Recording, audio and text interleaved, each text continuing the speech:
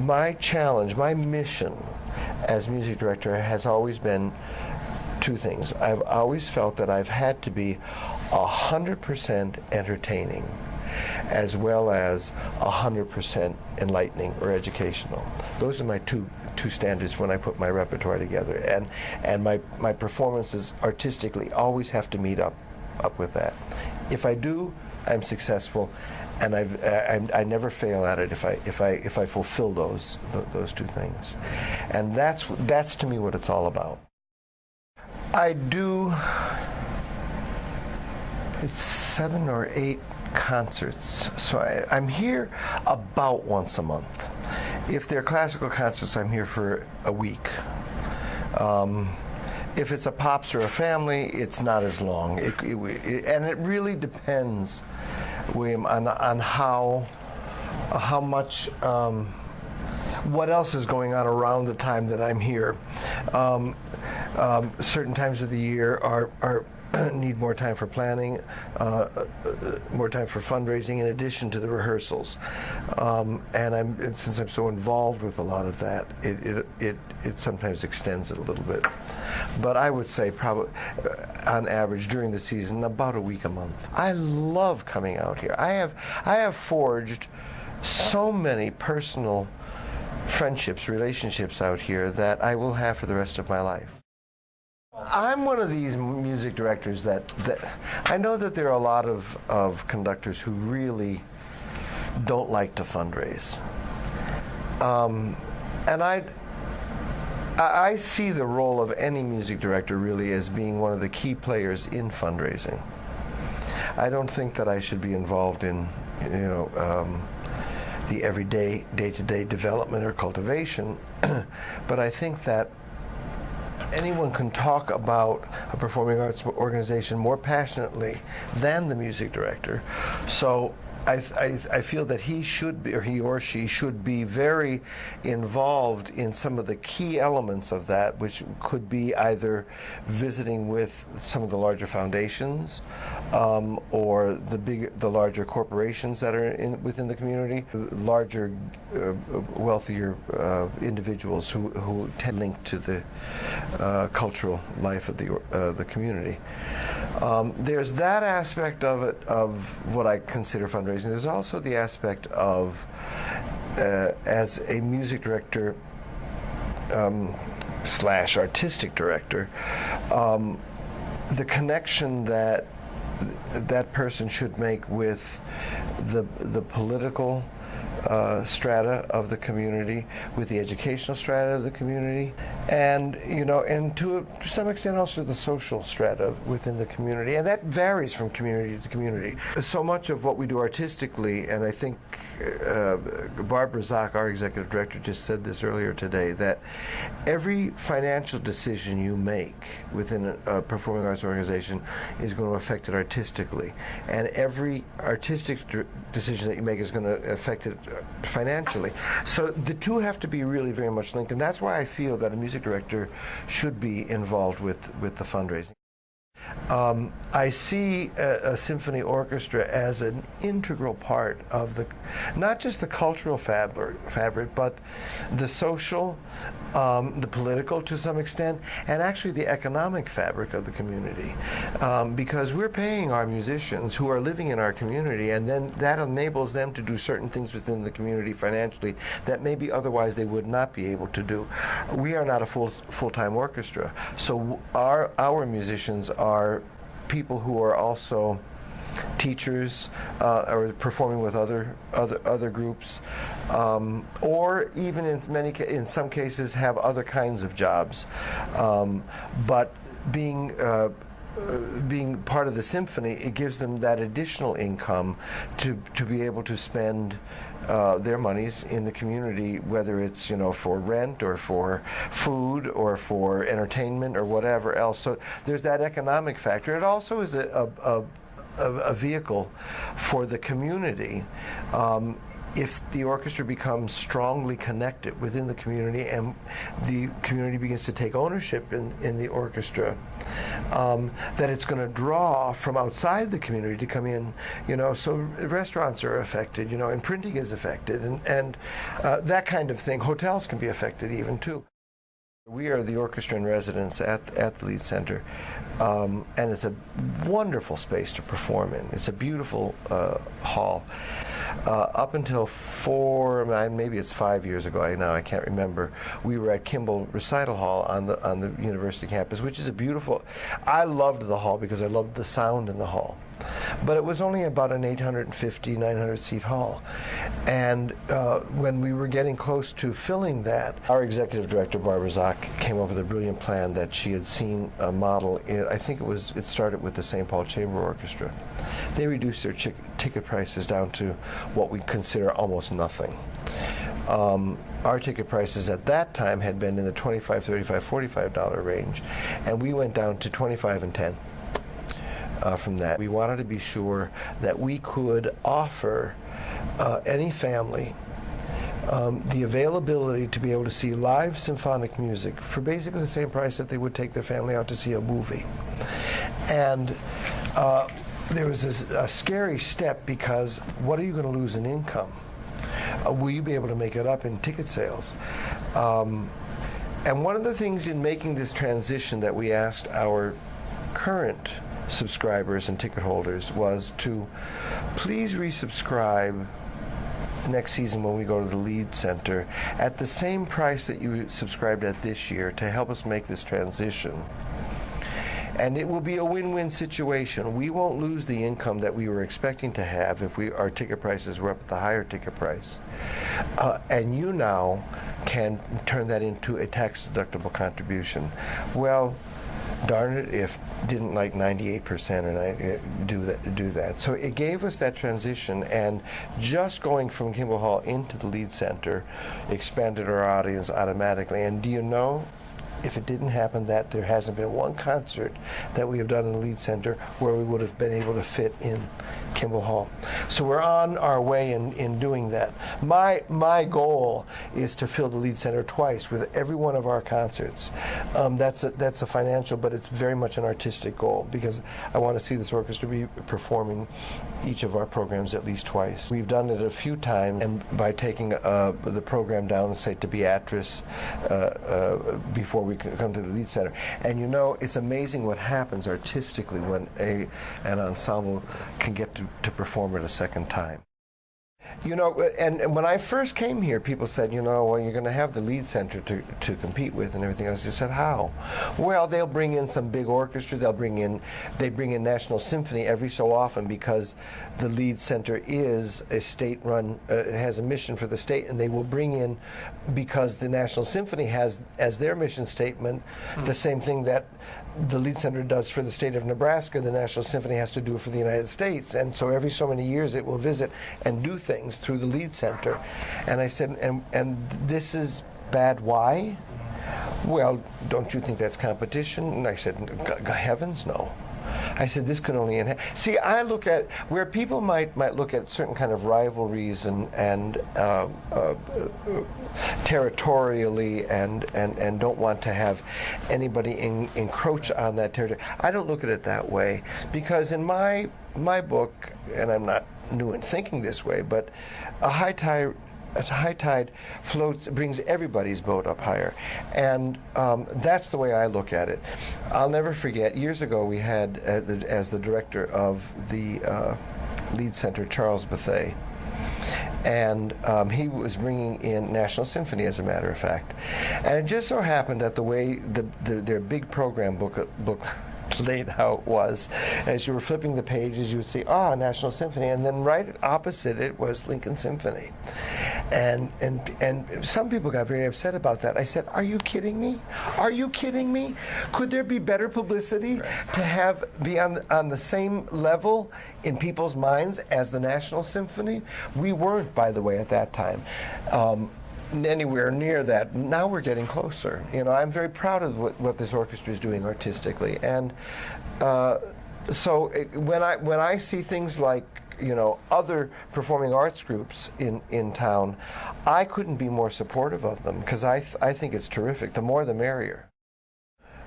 We are, in a Lincoln community, somewhere between 250 and 300,000 in population.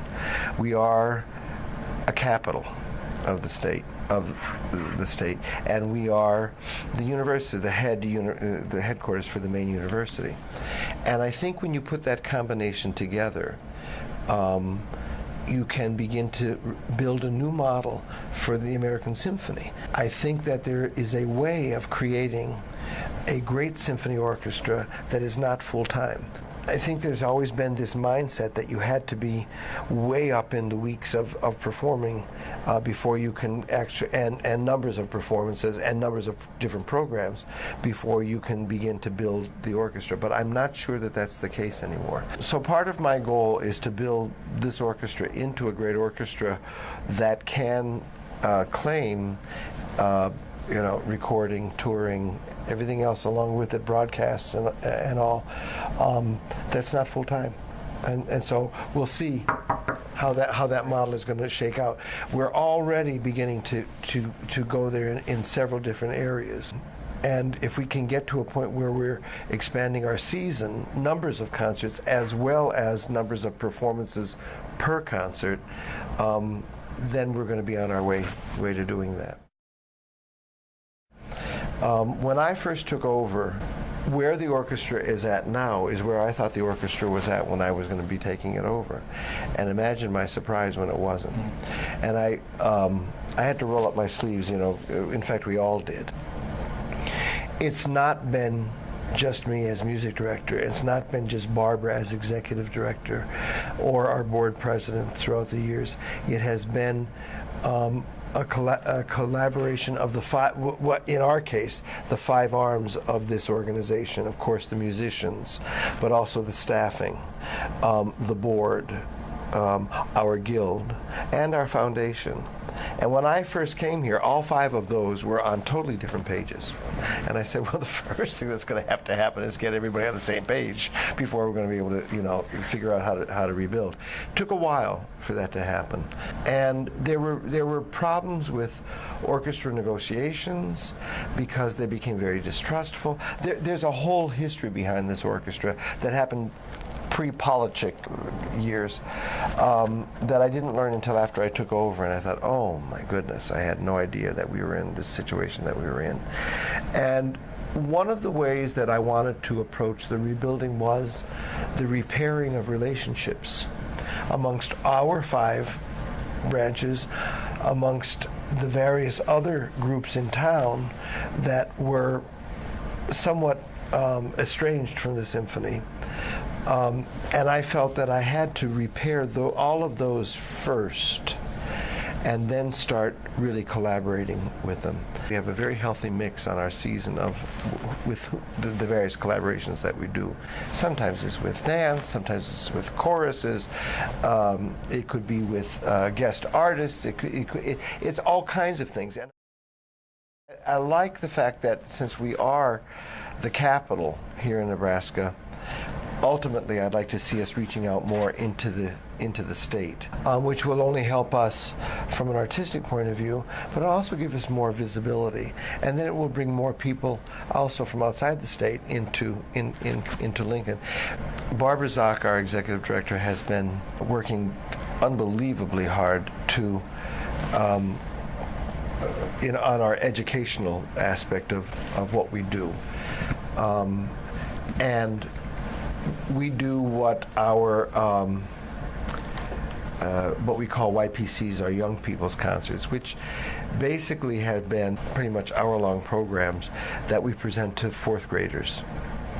And it has generally been within the Lincoln Public School system, but it's been now reaching out into outlying communities, and now more and other schools want to be a part of that, to the extent that we're oversubscribed this year. So where we were at two performances for the Young People's Concerts, we had to add now a third performance. our family concerts, which are, I like to look at as educational concerts for not just the young, but even the young at heart as well. And when I first came, we were somewhere between 150 and 200 in attendance at those concerts. We do those over at O'Donnell Auditorium on the Nebraska Wesleyan campus. Over the years, we up through last season, we got up to about between 800 and 900 now attending that concert. Last November, I did a lovely show with Madcap Puppets, and all of a sudden, for that particular show, over 1,600 people showed up. So, I mean, there was this enormous leap, and these are the kinds of things that are happening with this orchestra over the last several years. So it's become a kind of a real success story, and it's something that I'm very proud of.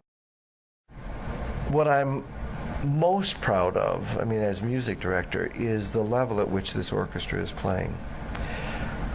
This season alone, when I look back at it, it's been just such a joy to do certain things. We had Simone Dinnerstein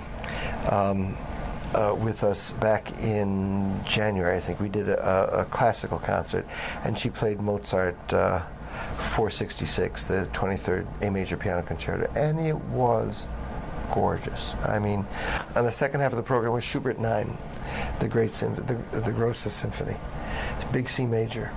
And then last month when I was here, I played and conducted from the harpsichord the Brandenburg Fifth, and the second half was Mahler 5. And to see this orchestra go from a very small, very intense chamber-sized group of musicians to a huge Mahler 5 was spectacular. And they did a really fine reading of the Mahler 5. We're also rising in the quality of outside performer that we're bringing in. Simona this year, next year, Avi Avatal, that incredible mandolin player, and Midori is going to be joining us. I feel personally that I am one of the most fortunate people in the world, because I get to do what I love to do most in life. I get to fulfill my passion in life, and I'm able to make a living at it. Wow. It's not like going to work.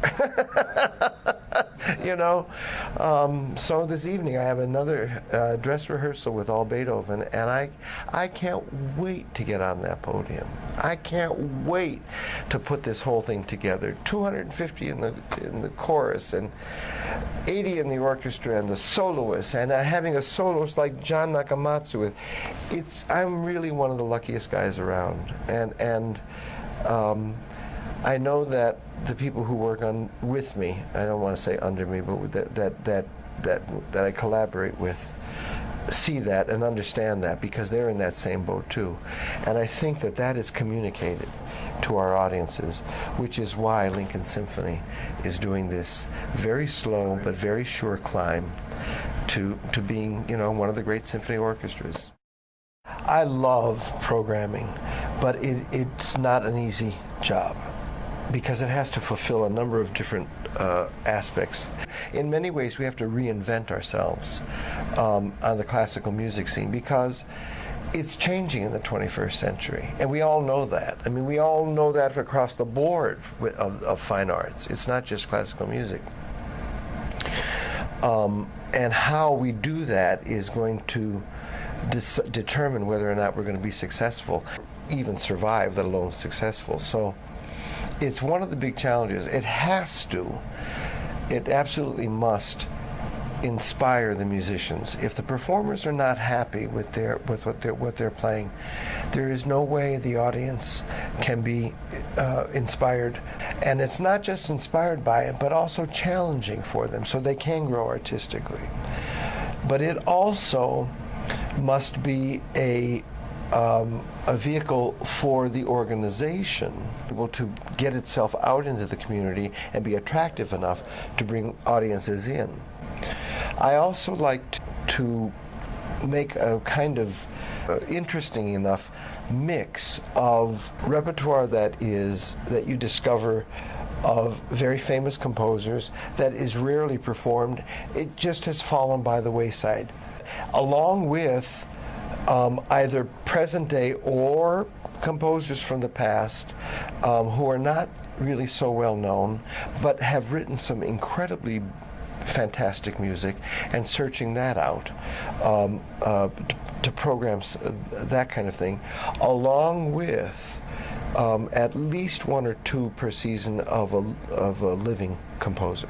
The third aspect of programming is we're enlightening our audiences too. There's always been the fear that if you're going to put on a 20th or 21st century composer, that they're going to head for the doors. Some of that is actually changing, because what we're hearing nowadays is much more 20th century, 21st century geared, because of film scores, because of what we see on television. And those people who are writing for that are opening up our ears constantly. And so when they come into the concert hall, there's not, I don't think, as big a fear anymore. People now who have become so technology oriented, there's kind of this instant gratification that's really necessary. It's not really quite possible for us to compete with that. We can incorporate some of it, but I don't know that you can say you're going to come to an hour-and-a-half long concert and have instant gratification.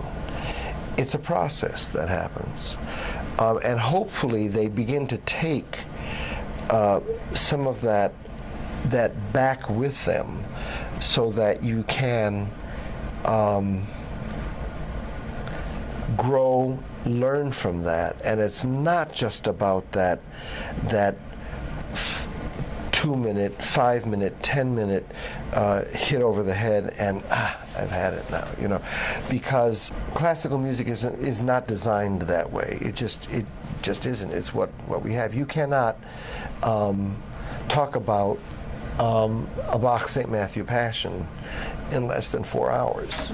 You can't talk about a B minor Mass of Bach. You can't talk about a major symphony in less than 40 minutes to an hour.